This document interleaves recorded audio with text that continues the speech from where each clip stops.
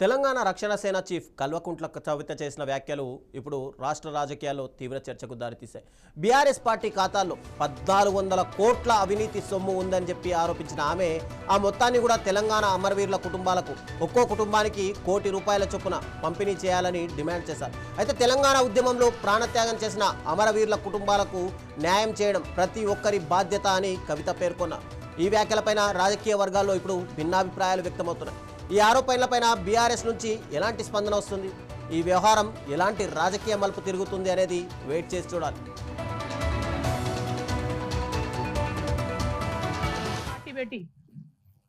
ప్రధాన ప్రతిపక్షంగా ఎన్ని ఉద్యమాలు చేసినారో చేసినామో మీరందరూ చూస్తున్నారు.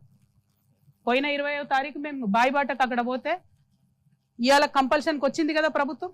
కేంద్ర ప్రభుత్వం దిగొచ్చి గనులు ఇస్తుంది, రాష్ట్ర ప్రభుత్వం దిగొచ్చి మెడికల్ బోర్డు పెడతామంటుంది, అలియాస్ నేమ్స్లకి కమిటీ వేస్తామంటుంది. పోరాటం అంటే ఇట్లా ఉంటుందా? లేకపోతే నాకు పదవి ఇచ్చినప్పుడే వస్తా?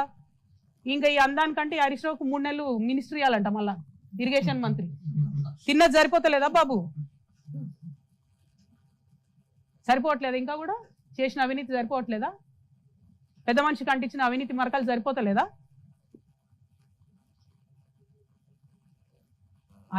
అనకొండలాగా తయారైనటువంటి వీళ్ళందరినీ కూడా గమనించాలని చెప్పి నేను ప్రజల్ని కోరుతా ఉన్నాను. నా రిక్వెస్ట్ సింపుల్గా ఒకటే, మేము ఒక పార్టీ పెట్టుకున్నాం, పార్టీ పేరు రక్షణ సేన అని వచ్చింది, మేము అడిగింది కాదు. 5 పేర్లు అడిగితే వాళ్ళకెళ్ళి వాళ్ళు ఒకటి ఇచ్చిర్రు. దాన్ని ఓడగొట్టాలని ప్రయత్నం చేస్తూ ఉన్నారు. దేవుడు నా పక్షాన ఉన్నాడు, న్యాయం నా పక్షాన ఉన్నది. అల్టిమేట్గా విజయం నాదవుతుందని నేను అనుకుంటున్నా.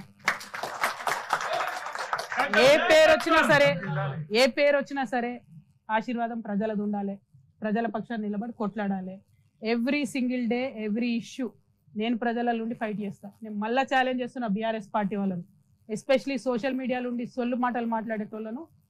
తల్లి చెల్లె అనే విషయం కూడా ఇంగితం కూడా మర్చిపోయి అడ్డమైన కూతలు సోషల్ మీడియాలో కూర్చోవాలని చెప్తున్నా. దమ్ముంటే ముఖం చూపించి మాట్లాడండి.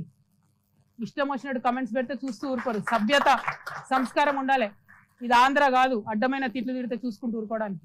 మర్యాద ఉంటుంది తెలంగాణలో, అది పాటించండి. ఇంగితం ఉండాలి కొంచెమన్నా. బీఆర్ఎస్ పార్టీ సోషల్ మీడియాకి నేను హెచ్చరిక చేస్తా ఉన్నా. మీ ఇంట్లో కూడా తల్లి ఉంటుంది, మీ ఇంట్లో కూడా చెల్లె ఉంటుంది.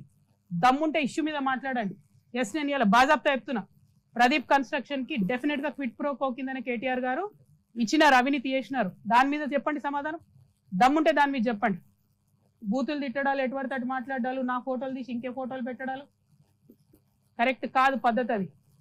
హరీష్ రావు గారి మీద స్పెసిఫిక్ ఆరోపణలు చేసిన నేను. దమ్ముంటే వాటి మీద మాట్లాడండి. అంతేగాని మా దగ్గర సోషల్ మీడియా ఉంది, ముఖం చూపించే అవసరం లేదు, ఏది పడితే అది పెడతామంటే చూస్తూ ఊరుకోరు. సభ్యత ఉంటుంది, నైతికత ఉంటుంది. తల్లి చెల్లి అని భేదం మర్చిపోయిన వాళ్ళు ఏం చేస్తారా ప్రజలకు మీరు రేపొద్దున?